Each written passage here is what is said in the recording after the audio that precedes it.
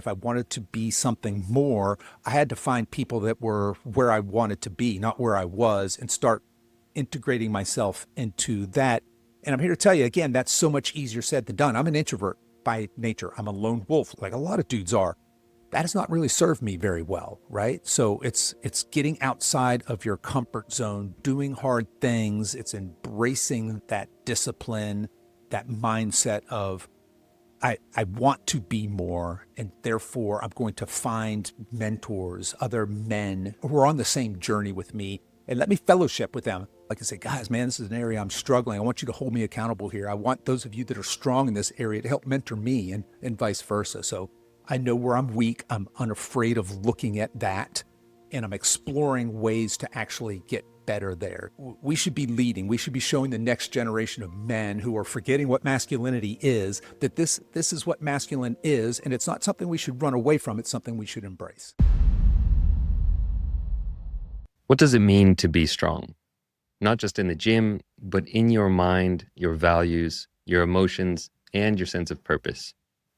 In today's episode, I'm joined by Kevin English, the founder of Alpha Edge and a powerful voice for men over 50 who refuse to fade. Kevin is on a mission to redefine what aging looks like for men, not as a slow decline, but as a chance to rise into deeper strength, leadership, and authenticity.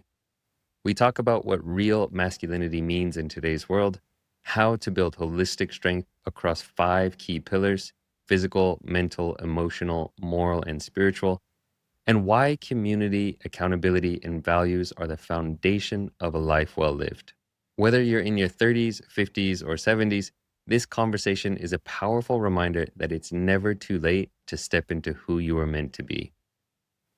If you are enjoying the content we put out on Unhooked, please do us a huge favor and subscribe, review, or share wherever you can. It really makes a big difference. And now, without further ado, please enjoy my conversation with Kevin English. All right, ladies and gentlemen, welcome back to another episode of Unhooked. I'm here with Kevin English. Kevin, welcome to the show. Hey, Jeremy, thanks for having me. Yeah, excited for the conversation. Yeah, me too. So we connected recently when I came on your show, and we just had an amazing conversation. So I wanted to get We you did. on my podcast, mostly to talk about some of the new stuff that you're getting into. But for the listeners who might not be familiar with you, you are a really strong leading voice in the world of health and fitness, and have been for years. But your new project, the Alpha Edge, it feels like something a little bit deeper. And I'm curious what inspired you to launch this new project, and also why now? Yeah, why now? So, yeah, just as a little bit of background, my background is a personal trainer, a nutrition coach. I have a company called the Silver Edge. We work exclusively, or almost exclusively, primarily, I'll say, with men and women in their 50s and 60s. We do it, group programming and one-on-one coaching, but I've always been interested in masculinity and developing masculinity, especially in, that intersection of culture, modern culture and masculinity. That's always fascinated me. And in my coaching practice, I was having these conversations with some of my male clients, so peers of my age. And of course, we're talking about here's your macros, here's your workout, and how's your sleep, how's your energy, how's your libido. We're having those obvious conversations, but we started having more conversations about real life and about struggles. So I was having some of these conversations. I found it was very soul filling for me to not Mm, just talk about here's your exercise and how, what's your body fat this week and all of that, which look, I'm still fascinated with that, but I was having these conversations with men that was like the next level. And that's mm, really what inspired me to do a men's group. Now, I've made a couple runs of this in the past. I had a natural testosterone boosting group early on in my practice for guys. So I've done a couple of different projects that were male focused, but this was an opportunity for me to get a collective of men together where we're all going to hold each other accountable. We're going to have tough conversations. We're going to talk about what does it mean to be strong, holistically strong. We're going to talk about what does it mean to be masculine in today's environment. What is it, and particularly by guys in my Alpha Edge group, we're all in our 50s, 60s. I think we might have one in their 70s, but we're older dudes, right? So we're mature men. And I'd like to say it is we should be taking on the mantle of leadership and leading by example of what masculinity means. So that's really how this project was born. So I've I've got now the Alpha Edge podcast. I'm trying to just really pour into this new area, this new project, and I'm fired up. I love it. It Mm. is a passion project to be sure. Yeah, beautiful. I definitely resonate with that. I remember my own kind of journey. I used to teach meditation, and it was a lot of just kind of the same thing over and over again. Like, here's how you meditate. This is what mindfulness is. And I slowly started having these conversations with men about, as you recognize like what's going on in their life and their real struggles. And that was so fulfilling to be able to Right. help support people and be of service in these real issues that men are struggling with. So I definitely resonate with that. And I can see why you're diving deeper in these issues. You've described the Alpha Edge as a movement, not just a podcast. What's the deeper mission you have behind it? Yeah, I want men to step into and own their authentic masculinity. And I'll back up because when we say masculinity, that word obviously it seems to be changing, right? It seems like in the 50s, masculinity looked this way. In the 60s, it looked, it changed a little bit, and being masculine was something different as we were being more liberated. And then it seems to change, and now we have toxic masculinity. What does it even mean to be masculine? And in my mind, masculinity doesn't change. It's the same thing.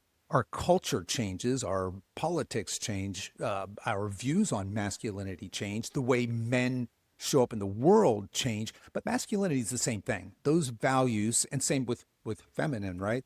There are masculinity and femininity are things that exist outside of our culture. They exist outside of our moral judgment of right and wrong. They are eternal spiritual principles in my mind, and they're unchanging.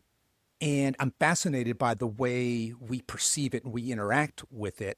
So that's really at the root of why I feel so passionate about this is that there are these unchanging values, and I really want men to step into and to explore and to step into their masculinity, whatever that means to them. So we think of things like strength and honor and integrity, drive, purpose, to build, to explore, to lead, all of these things. And of course, there is a darker side, right? There, let's not sugarcoat it. Masculine values are also to be aggressive, to in times be violent, to have the capability for violence.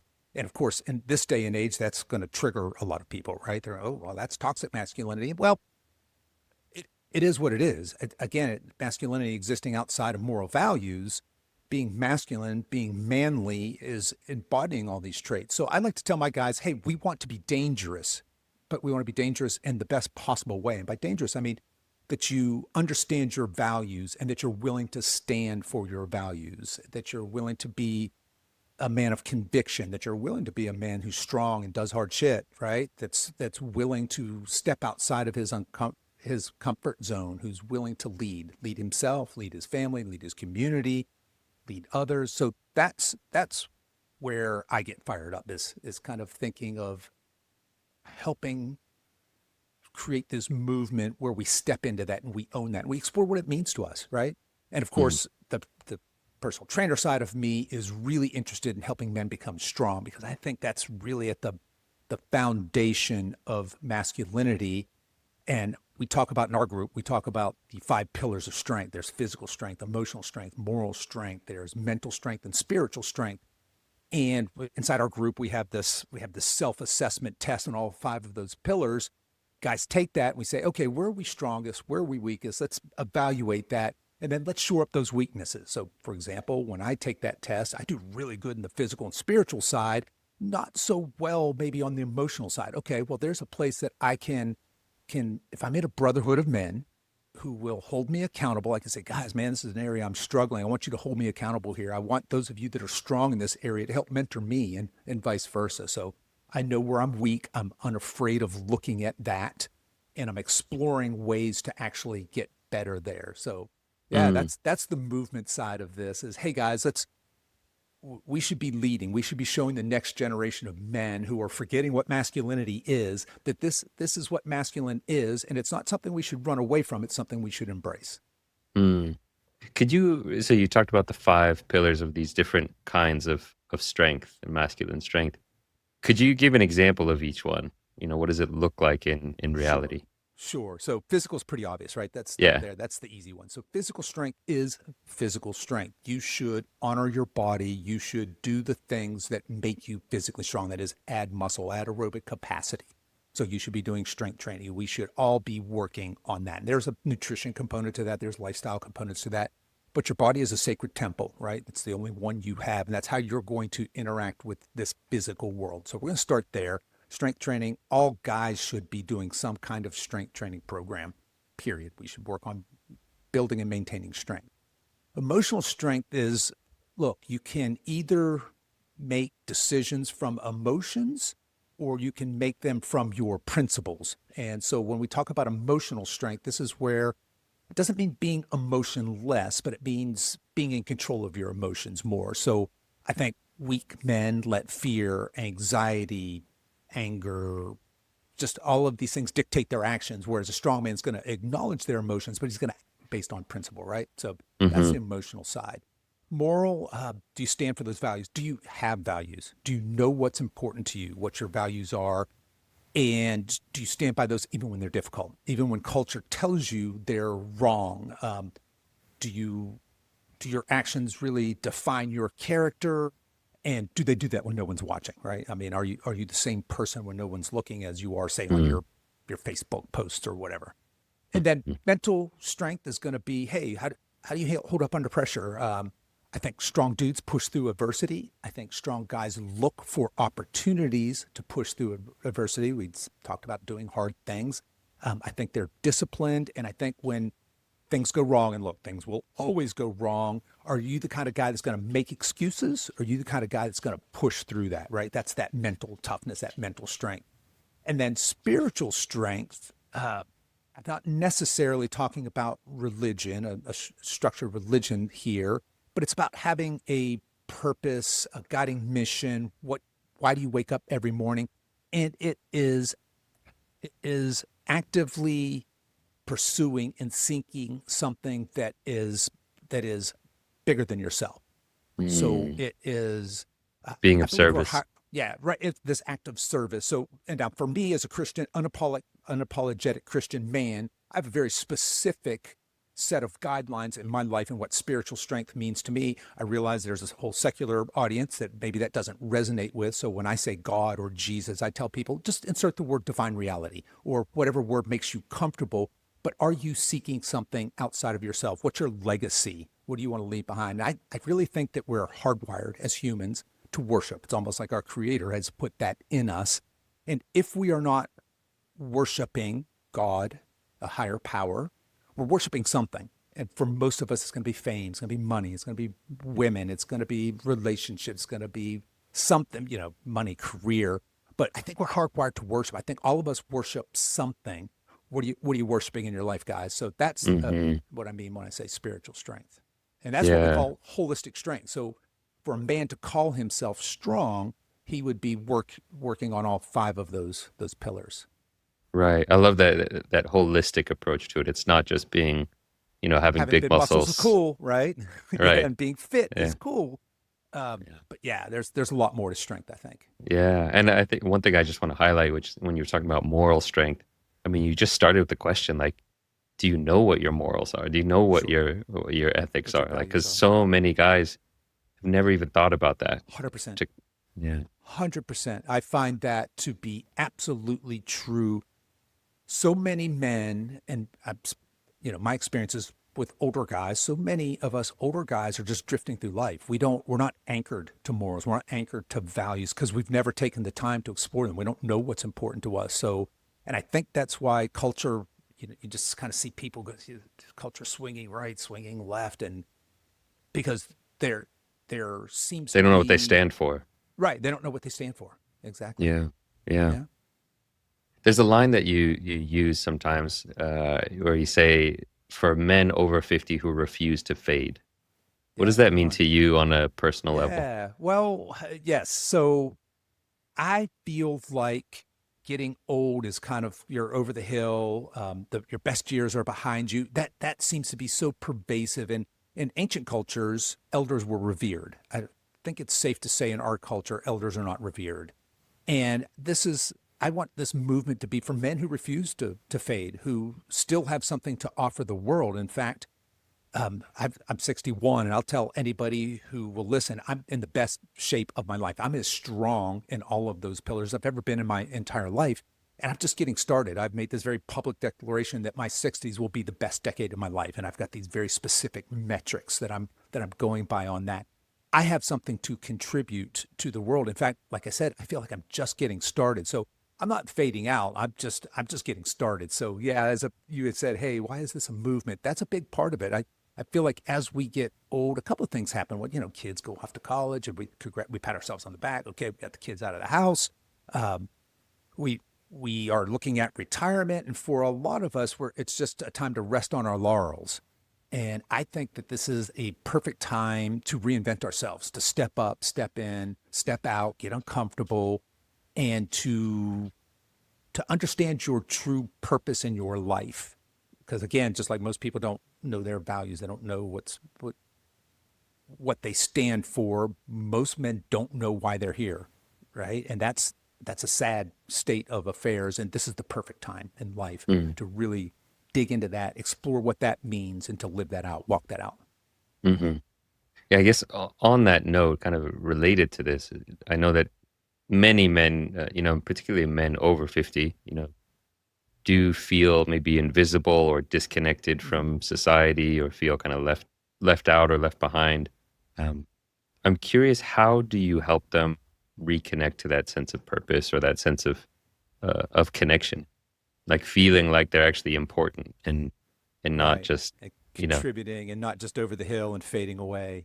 yeah. Yeah, I mean, man, that's very beautifully asked because that's my mission. That's what I'm trying to do. Is I want to build a tribe of men who aren't willing to go down there because culture will just push you down there. That's the easy route, right? Hmm. If water's always going to find the path of least resistance, and that's the path of least resistance is to fade away and to become insignificant and to just kind of to fold. And I'm saying, guys, let's not fold. Let's let's stand tall.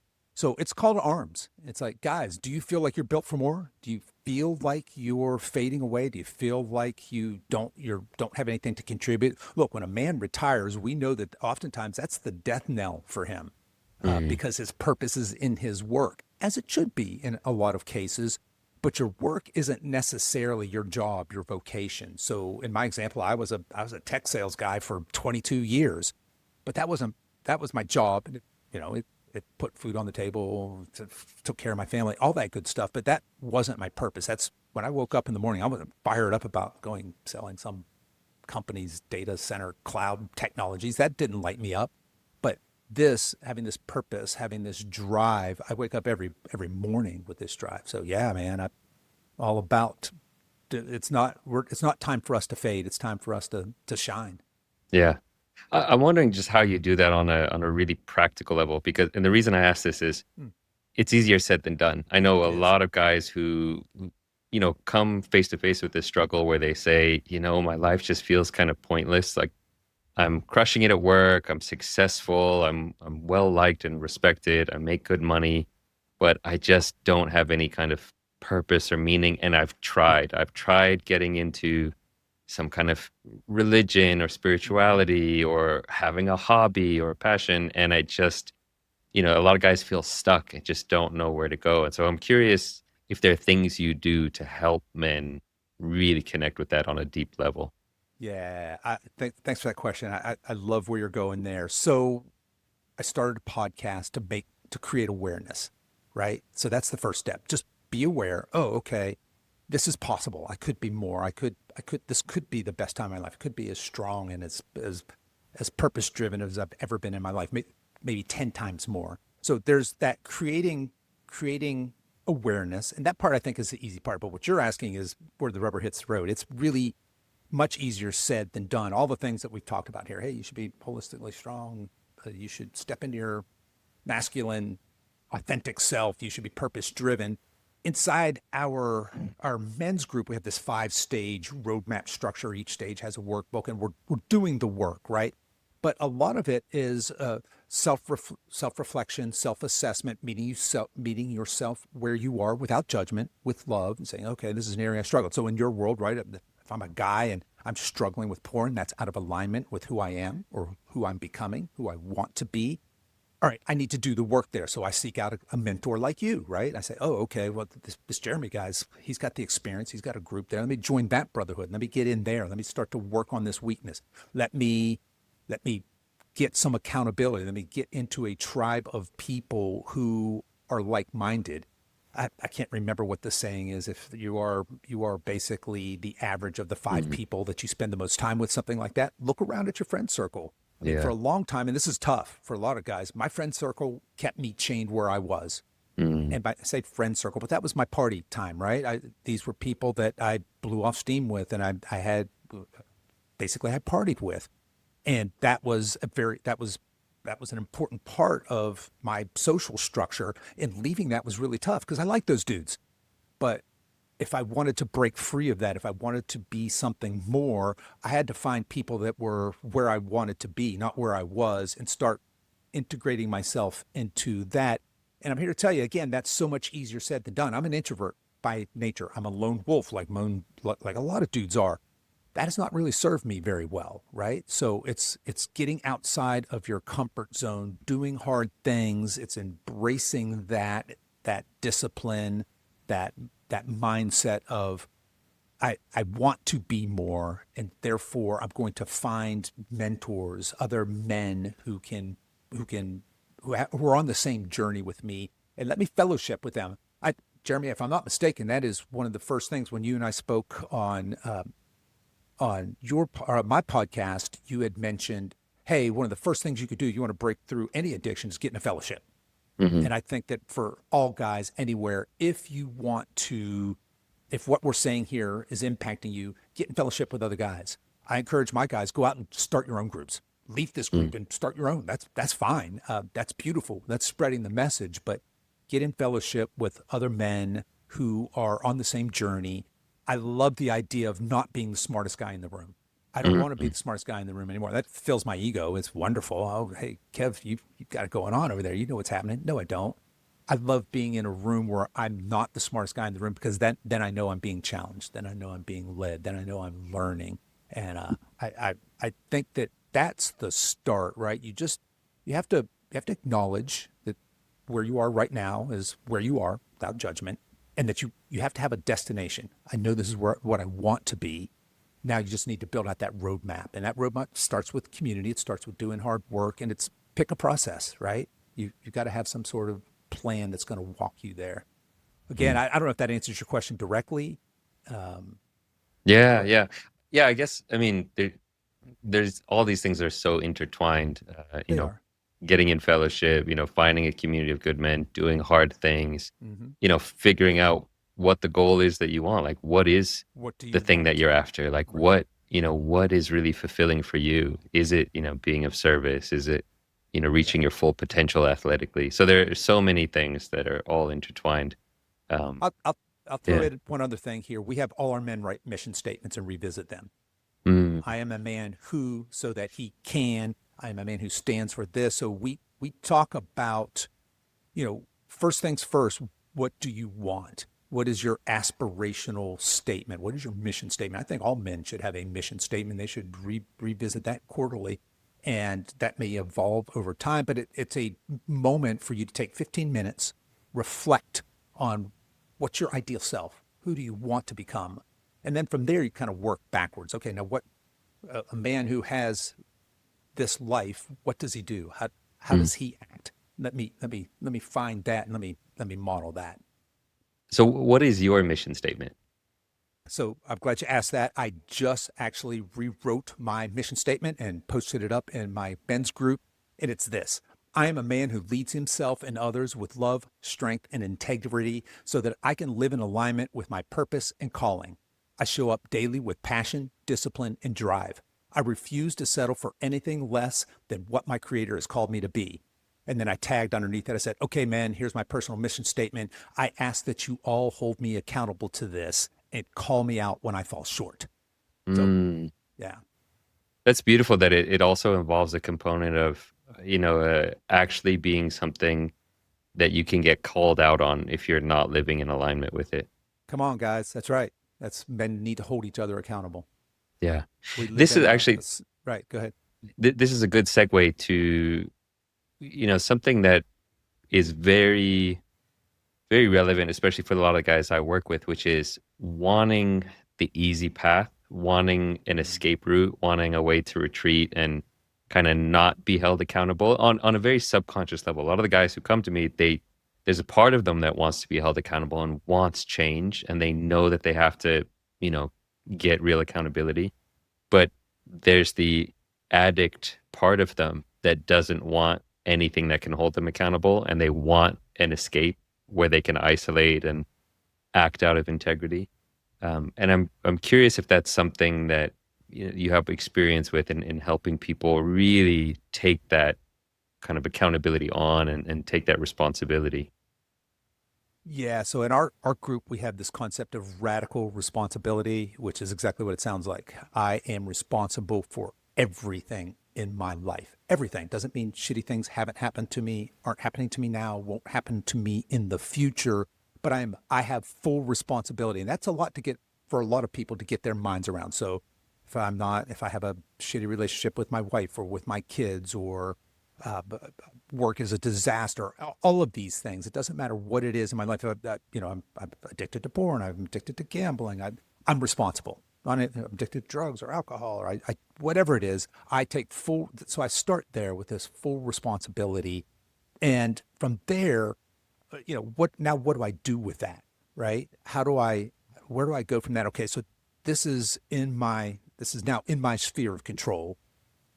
I'm going to ignore the things I can't control, political events, uh, aging, sick parents, things like that. I'm not going to ignore it, but there are things that I can't control. But what can I control? I control how I react to the world, how I show up in the world. So, yeah, that idea of being responsible, of accepting responsibility can be tough, right? Because there's a lot of ugly parts inside of all of us. And look, you had started by saying, a lot of guys want the easy button, and that's our culture. We have an easy culture. We have a convenience culture, and we live in this Amazon Prime sort of culture where we expect results fast. Look, the personal trainer in me, the nutrition coach in me, one of the first things I do is tell people, look, you can either lose weight fast or you can lose it permanently. Pick one, because they typically don't, they're almost mutually exclusive. You can either do things the right way, right, where I'm going to actually change lifelong habits, which that's not what most people want to sign up for. No, I'm going to pay you a bunch of money and you're going to help me lose 20 pounds in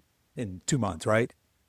Yeah, but that's not going to last. You haven't learned the behaviors of a person that maintains a strong, healthy body for the Mm, rest of their life. If you just crash diet and just white knuckle your way through this insane diet for 2 months, that's not helpful, not long term, right? So having that responsibility, understanding that the journey is the shortcut, that there really hmm in life you just don't. There's unfortunately not many hacks, not many. I remember when I started my fitness journey.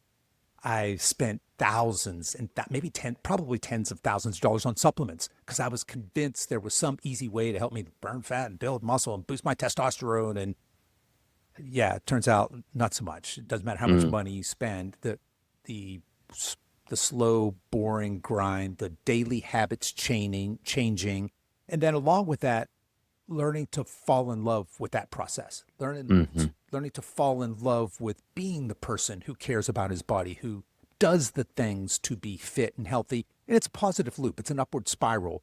As I change my nutrition habits, I start to feel better. I'm sleeping a little better. As I start to get stronger, I'm a little more confident, and that bleeds over into other places in my life. As I get healthier, I feel better. My libido comes back, and all of a sudden, I'm this new man, and that remotivates me, and I get into this positive upward spiral instead of this kind of downward convenience spiral. So I become the person who loves being healthy, who loves being fit, as opposed to, I work out because I have to, and it's this odious task. Well, that's not going to last for the rest of your life, right?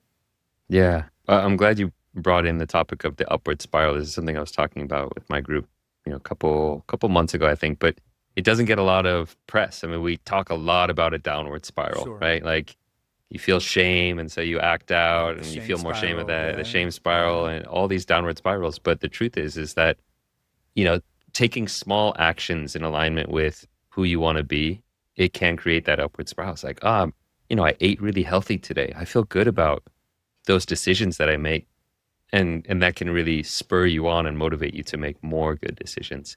I also noticed there's a lot of parallels between the work that you've done in diet and nutrition and exercise and addiction recovery. I mean, as you said, you can white knuckle it and lose 20 pounds really fast, but if you don't actually address the underlying reasons why you became overweight and out of shape, it's not going to be a long-term solution. And that's very true for addiction recovery as well. It's like for porn addiction, you can white knuckle it and, get a 30-day streak or a 60-day streak. But Mhm. if you never actually do the inner work or change who you are Right. and transform your identity at the deepest level, then it's going to be a short-term thing, because once you let that motivation go, that willpower, you just snap back to your old self. So I'm curious, what have you found is really helpful or successful in helping people shift into that mindset of, I'm going to go the long, slow, sustainable route instead?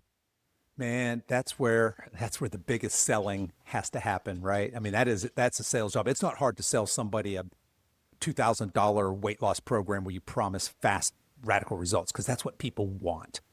It's much harder to sell people, and I'm just talking about, yeah, sell them a program, but I'm talking about selling them on this concept, right? Of, hey, if you want a lifelong, lean, strong, healthy, capable body, you're going to have to change things for the rest of your life. That's a tough sell.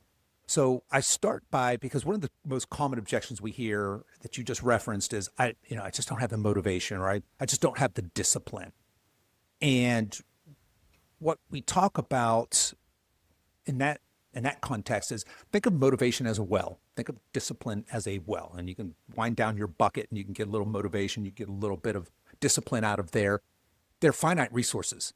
And we have to be judicious in how we use those, or we're just going to run out. So your context, hey, if I'm trying to build, I want to build muscle and lose fat, let's say, uh, motivation will get us started. That's a great way to start a program, or maybe it's just sheer discipline. That's fantastic, but that's not going to carry you through the long run. So somehow, some way, and if I could figure out how to sell this, I'd be filthy, filthy rich. But somehow, some way, you have to fall in love with that, or at least it's not like I love every healthy food choice I make that honors my body, as opposed to this momentary, fleeting, hedonistic pleasure. It's not like I love every 5:30 a.m.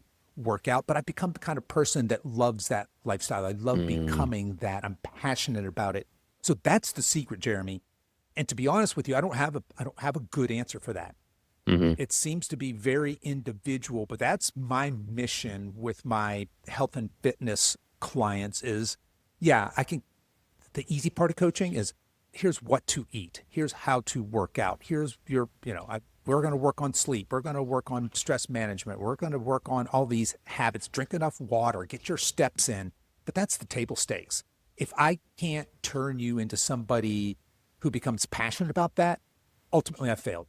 Over hmm 95% of people who lose weight will gain it all back, probably a few bonus pounds to boot, over long enough time. It's just the diet industry fails miserably. I don't know of any other money making scheme that has such a dismal success record. And that's why. Because we're doing exactly what you said. Hey, I get this quick result. He said, I can white knuckle anything for 30 days, and think about I'm gonna lose weight this is the year, New Year's Eve. So many mm, New Year's Eve's resolution. And look, the gyms are packed in January and they're back to normal in February. People are losing 10 pounds in January and they're gaining them back in March.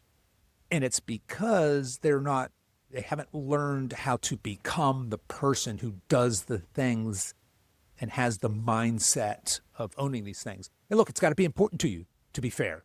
hmm I think it should be of critical importance to everybody. It's your health, it's your body, it's this Yeah. sacred physicality and how you interact with this physical world. But that's me. Maybe that's not you. And so if we could figure out how to help people understand that it should be a priority, and that real trick is, the clients I'm most successful with, our business is most successful, are the ones who fall in love with the process. Somehow we've imparted that on them. And look, we try really, really hard. Are we successful all the time? Heck no. But are we successful more than 5% of the time? Oh, hell yeah. Yeah. Because the people that get that, get that. And then when they graduate, when they go on, they're set for life. They understand, they become the person who wants to be that. And that's the, unfortunately, that's the answer. And it's not an easy answer, right? Yeah. And it's But yeah, it nuanced. is that it's that, falling in love with the person you're becoming and falling in love with the Yes. with making good decisions, and every Yes. little good decision you make when you say, "Wow, I'm so proud of myself Right. that I am becoming the person who makes healthy Right. choices." For me as well, it's like I love donuts and cookies and brownies. I love the way Who they doesn't? taste, Yeah. uh, but Yeah. they get me into trouble, because Right. if I eat too much of them, I gain too much weight and I'm going to get pre-diabetic. Hmm. And, I don't necessarily always enjoy eating healthy in terms of the mouth pleasure it gives me. But I love the way I feel when I know I'm taking care of my body, when I Right. am eating healthy and I'm like, wow, I'm really honoring my body and taking care of myself and doing what's right. It's like when you fall in love with that process, that's what makes the 100%. change. Yeah. Yeah. I think what you're describing there is that's Jeremy who's living in alignment with his values. I have these values, right? I know what my values are and I'm in alignment with them. Therefore, I'm in my zone, if you will, as opposed to Jeremy who's now, smashing the ho-hos. That's out of alignment with who you are. And that Mhm. doesn't feel good. Look, is there momentary hedonistic pleasure in smashing ho-hos? Of course there is. The ultra processed food industry is a multi billion dollar industry because they have PhD chemists that are scientifically designing food to be overeaten. That's how Mhm. Kellogg's and PepsiCo pleases their shareholders. But for you and I, how do we fight back against that? And it's not easy. It's not sugar coated. It's difficult. It's the harder road, which is kind of going back to if we're masculine men, we know our values, we know what we want, we know who we want to become, and we are focused on strength. We're stronger, Yeah. right? And that's, it's so interesting. It really does tie together, but knowing your values is such an important weapon in the fight Right. against addiction. It's like it's one of Yes. in the first module of my online course, it's about identifying where you want to go and what are your values. Like what are the things that are in alignment with your integrity? Because if you don't know what your values are, then it's easy to just say, well, what's wrong with eating a bunch of ho-hos and Krispy Kreme? Right. You know? But when you know your values and you say, hey, I want to live in integrity with these values and they're important to me, that can give you more fuel to step into that life of integrity. Amen, brother. Yeah, Yeah. absolutely. Yeah, it's kind What? of all going back to Yeah. those knowing your values, isn't it? Isn't that funny? Yeah. Yeah. Yeah. Yeah. I'm curious, what are, in group, the group that you run and kind of the men that you work with, what are the most common things that you're seeing coming up in terms of topics or struggles from the men that you're working with? Yeah, I think obviously motivation. How do I stay motivated? That's a big one. How do I? We have just all of the real life comes in, right? So we're talking in the theoretical here. You should be strong. You should step into your masculinity. But what happens when real life crashes in? What happens when you feel like you're doing everything right, but you're just all of a sudden you're dealing with a bout of depression, and I think one of the other big challenges as men, we, especially in my age demographic, I feel like we've been taught that what it means to be masculine and what it means to be strong is to not complain, to not look at weakness, and to look at any weakness as being not masculine, as being feminine almost. And so having guys being willing to admit weakness in a community of other men, that's a big challenge. And look, it is for me as well. As I tell those guys all the time, yes, I am leading this group, but guys, I'm one of you. I'm on this path. I haven't arrived. Just newsflash, I'm not there. It is a journey. And so I lead by being vulnerable, which is not comfortable for me. So we start our group, every group starts out, hey, I want to hear some wins from the group. Of course, if it's a quiet group, I gotta be ready to jump in there and say, okay, guys, let me tell you my wins. Um, Mm. but I want to know what you're struggling with too. And what's funny? I do a pretty good job of getting wins. I'll say, okay, guys, what are you struggling with? Anything at all? And there's this awkward silence. Awkward silence. All right, guys, come on. Is nobody? Are you all crushing every area of your life? Is it? I mean, that's amazing. Let's celebrate that. And it, a couple of laughs, and then somebody said, "You know what? I'm kind of struggling with this thing, or I'm struggling with this thing," and it's all over the map, Hmm. right? I've got adult kids, and holy hell, I've raised them to the best of my ability, and now one's dropped out of college, and the other one's doing this, and so it's the struggles of real life. But I think mostly for guys in my age demographic, it's being willing to admit and share where they Hmm. need help, where they're weak. I mean, I'm sure you have to see that all the time in your area of expertise, right? Addiction, especially porn addiction. For guys, that's a very shameful thing, right? That would be a Hmm. very difficult thing to be in a group of men and say, guys, I'm really struggling in this area. Hmm. So yeah, I think that's Yeah, probably one of the biggest. it definitely, and it's while it's one of the hardest things for guys to talk about, like struggling with porn Sure. addiction or sex addiction, it's also because of that, it is also the most beautiful thing that when a guy finally is able to share it, the weight that he's been carrying on his shoulders for years or decades for many of them finally gets lifted, and it is the most liberating thing, to finally be able to be in a group and to share something that feels so dangerous to share, Right. and then to share it and be like, oh, everybody understands Right. and Like I'm you not said, everybody's kind alone. of nodding their head, and yeah, you got this Yeah, brotherhood lifting you up. They're not like you said, they're not screaming and running away and in exactly. horror. Yeah, yeah, Yeah, to so be it's a sure. real blessing, to have a group like that where you Hmm. can, and I imagine for your group as well, it's like to be able to just be like, yeah, I do struggle with, you know, I love my kids, but also sometimes I hate them, or, Yeah, I'm that's a having, big one actually. yeah, Yes, some version of that comes up quite often. It's like, holy hell, in my own life too, right? I got two adult kids, and uh, it's kind of funny because just being vulnerable here, I'll tell the guys like, look, here's where I fell short, right? I did not pour into my children in my midlife. I was pouring into my career. mm, I hmm, own that. I'm responsible for that. Um, but I want the best for my kids. When they're screwing up, I think it's a reflection on me, and so we have those kind of just very candid sort of conversation. But that's a pretty common one. Adult kids. Turns out those of you that have younger kids, it doesn't. I mean, it doesn't get easier. Just the problems change. Has been my experience. mm, And other guys have got kids that have gone off to become, I don't know, doctors and lawyers, and they're just crushing life. But a lot of us have kids that are struggling. And in this day and age, a lot of kids are struggling. So, hmm. yeah, Yeah, I mean, everybody's struggling right now. Like right.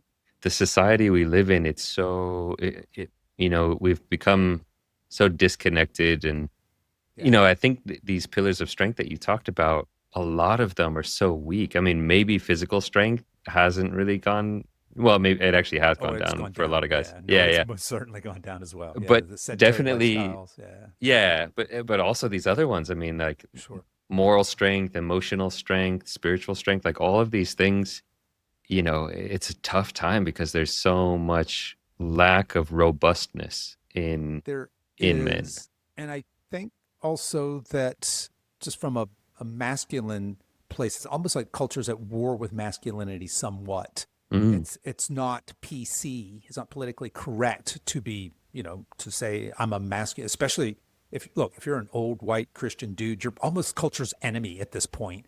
But to embrace being physically strong, emotionally strong, spiritually strong, morally strong, mentally strong, there's not a lot of support for that from culture hmm, right now. It doesn't seem to be what culture is really invested in, that type of holistic strength. So that's another thing that as men, how do we deal with that? How do you hmm, become these things even when culture's kind of poo-pooing it and in some cases outright saying that's a bad thing. You have your whole hmm, toxic masculinity. It's not to say that, some men aren't bad and their masculine traits are poorly exhibited, but yeah, how do we, as men, how do we negotiate culture with its? We've never been more politically divided, culturally divided, and it seems to be swinging wildly from one side to the other. How do we stay anchored? How do mm, in that kind of an environment? And all again tying it back to those. If I know what my values are, I know what I'm convicted about, and I stand firm on that. I'm going to be okay, hmm, no matter what culture does. hmm. Yeah, beautiful. What advice would you have for a man who feels like it's too late to start over or to reinvent himself? Oh man, yeah. Come on, brother.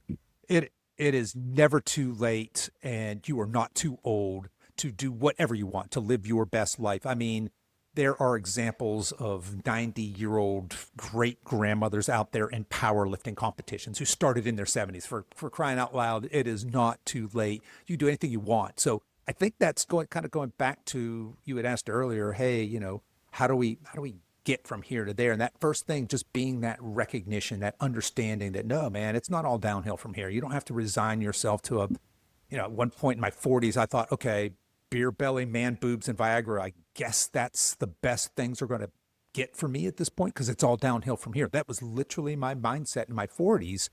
Like I said, here I am in my 60s, fit, strong, capable, vibrant, purpose driven as I've ever been in my life. And that's really what I want to share more than anything else, is that this I should not be an anomaly among 61-year-old males. I should just be the average. And Mm, sadly, I'm not. But how can I lead by example, that whatever you want is available to you. You just have to understand that it's possible, and then I've got to help you, or somebody has to help you believe that it's possible and that you can do it. Then you just then it's execution, right? Okay, I need to get from here to there. I need that roadmap. I need that blueprint, mm. and then you need to execute. You need to be a man and go do it. Yeah, one of the things you just mentioned, which to me is in some ways the most important, is that belief that it's possible. Sure. Having some hope, and this is really true for the guys I work with, that it has got to start with hope. That there is hope. That okay, if I put in the work, I can actually overcome this. Because without hope for a better future, I mean, you're never going to put in the effort. You're never going to put in the work. You're just going to resign yourself to saying, well, it's not going to get any better. Why do I even try? Let me just lay on the couch and eat Doritos and watch Right. porn. Yeah. Yeah. Yeah. It's that aspirational self. Who do I want to become? And that's why I love the idea of understanding values, writing a mission statement. Okay, this is my ideal self, not who I am today. My mission statement is who I'm becoming, what I want to become, and then kind of working backwards for that. But yeah, without hope, man, Yeah. that's a sad place to be.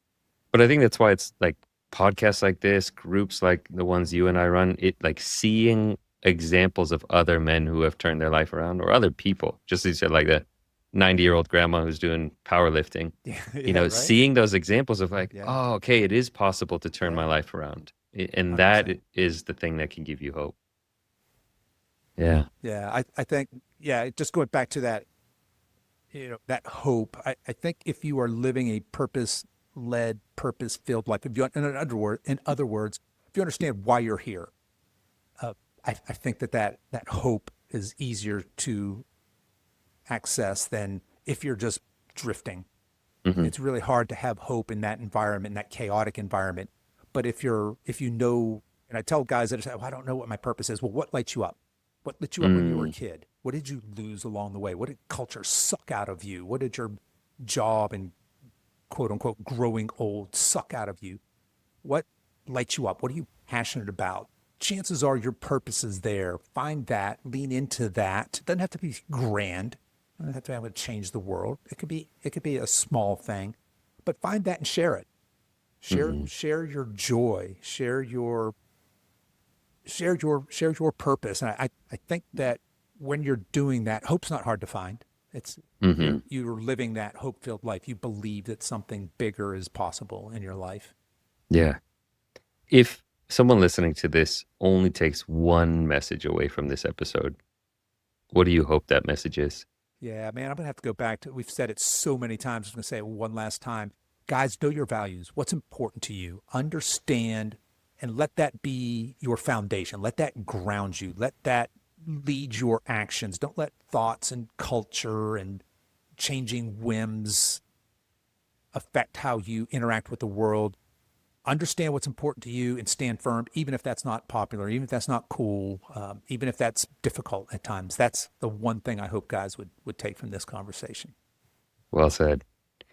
If someone listening to this wants to get connected with you, wants to learn more about the podcast that you have and the programs that you run, where should they go?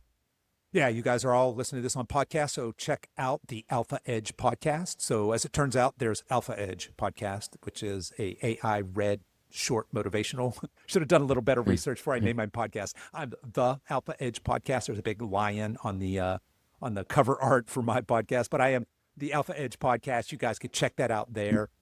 If they're interested in more the health and wellness side of things, I do have another podcast, a very well-established one that's called the Over 50 Health and Wellness Show. You guys can check that out wherever you get podcasts. Awesome. We'll link all of that in the show notes to the episode. Well, Kevin, it's been a joy having you on the podcast. Really enjoyed this conversation around masculinity, which is it's a nuanced topic and a touchy topic in these days. Yeah. But I think you're a good voice in this field and a voice for good. So thanks for coming on and sharing your wisdom. My pleasure, Jeremy. Thanks for having me. Yeah. All right. That's it, folks. Thanks for tuning in to another episode of Unhooked. We'll catch you guys on the next episode.